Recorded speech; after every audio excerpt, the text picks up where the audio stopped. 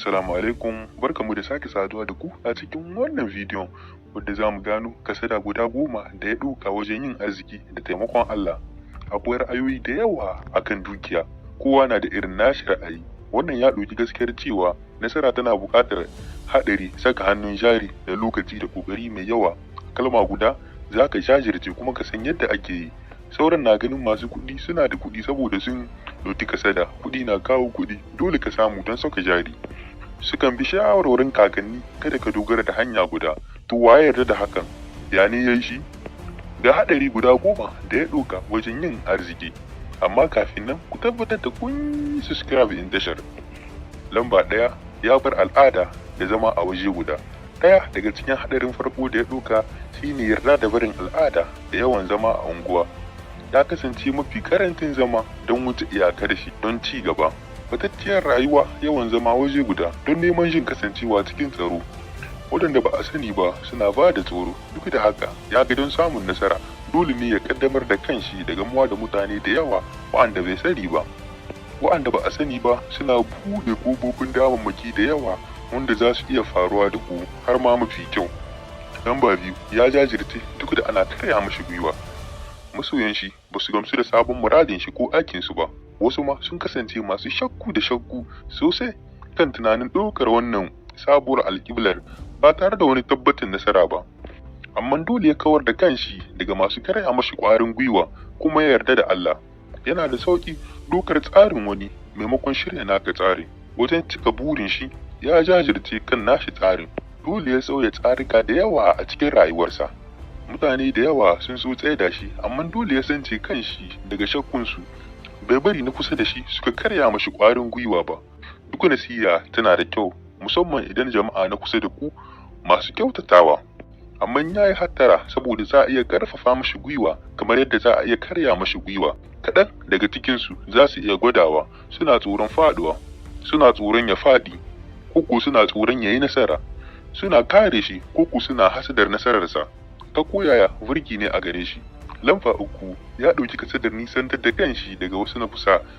Faɗa ko ta halin kaka don cimma burin shi ya haifar masa da tashin hankali saboda dangin shi ba su gamshi da tsarin shi ba kuma sun damu da shi, kuma suna yin duk mai yiwuwa don nuna masa cewa ya ɗauki muguwar hanya.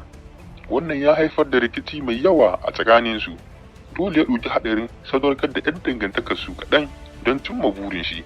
Ya yi hankali da cewa bai yanke zumunci ba, amma ya guji yi masu batun aikin shi kuma ya rage ganin su kaɗan akai-akai. Hakan ya zama mashi abu mai kyau yayin da ya ɗauki haɗarin nasara.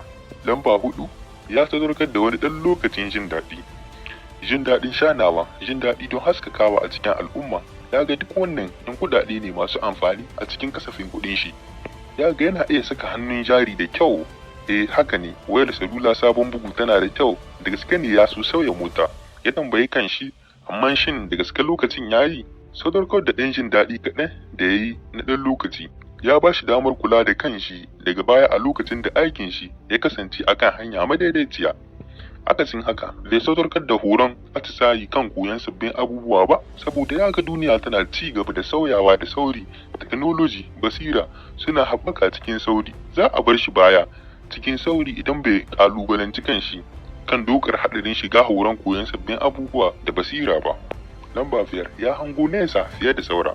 Duka hazakan masu kirkira sun hango nesa fiye da saura. Leonardo da Vinci an daɗe ana ganin sa mahaukaci marar hankali.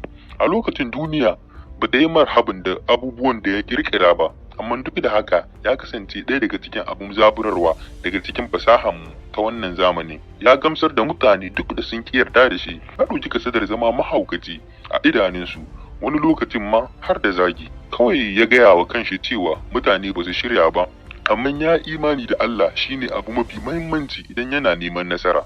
Lamba 6, ya maimaita abubuwan da ya kasa. Waɗanda ba su yi komai ba ne kawai har ba su ganin komai. Ya faɗi cikin wahala, amma a gare shi ba gazawa ba ne, face koyon karatu zuwa ga ƙwarewa. Ya ga tsoron gazawa yana ɗaya daga cikin manyan abubuwan da ke kawo cikas ga mafi yawancin mutane. Ya ga idan bai gwada komai ba, ba zai ƙare da komai ba. Ya san cewa idan ya saka hannun jari a cikin aiki, babu wani dalili da ke nuna cewa aikin ba zai tafi ba. Ya ga cewa idan aikin bai yi ba, ai ba ƙarshen duniya ba ne. akasin haka ya sami karfin gwiwar sakewa, ya yi ƙoƙarin gwada ƙwarewa don haka ya iya. Kawai ya gyara kuskuren shi ne kuma ya sake don samun nasara. Kawai ya koya daga kuskuren shi, hakan ya ba shi damar yin karfin kurakuran. Lamba 7, ya yi asarar kuɗi a wajen saka jari. Tun ƙuruciya iyayensa da na kusa da shi sun saka masa darajar kuɗi. Tabbas abu ne mai daraja, shi yasa muke tsoron rasa su. A hakan aka ba mu tarbiyya. Don haka da wuya muga kuɗi a matsayin wani abu face abu mai daraja. Iyayensa sun kasance masu ƙaramin ƙarfi, sun saka mai darajar abubuwa musamman darajar kuɗi. Ya koyi ganin kuɗi a matsayinsu abu mai ba da damar canza kima. Ya rasa kuɗin da ya saka, amma wannan gazawar ta ba shi damar koyo. Da bai saka ba, da ba zai taɓa koya ba. Balantana ya kai ga nasara inda ba Allah ya kawo mashi sauƙi ba. Kuɗi ke kawo kuɗi, samun nasara a saka hannun jarin farko ta ba shi damar haɓaka kasuwancin shi. Dole ya yarda da ɗaukar haɗarin rasawa kaɗan a farko. Yarda da wannan haɗarin ya ba shi damar samun kuɗi da yawa. Lamba 8, ya gwada. Mutane da yawa suna tunanin cewa ba su da sa'a ko ba su samu dama ba. Wasu ma yi ƙoƙari kuwa. Ya buƙaci ƙwarin gwiwa sosai wajen farawa, amma ya fara. Ya ɗauki kasadar yin abubuwan da bai saba ba. Ya bar gida da sauran abubuwa masu ɓata masa lokaci. Saboda ya san idan bai fara ba, babu wanda zai fara a matsayin shi. A yanzu ya yi kuɗi da taimakon Allah, duka hakan ya zama labari a rayuwarsa kamar bai faru ba. Duniya labari. A nan muka kawo ƙarshen wannan bidiyon. Ku yi subscribe sai mun haɗu zuwa bidiyon mu ta gaba.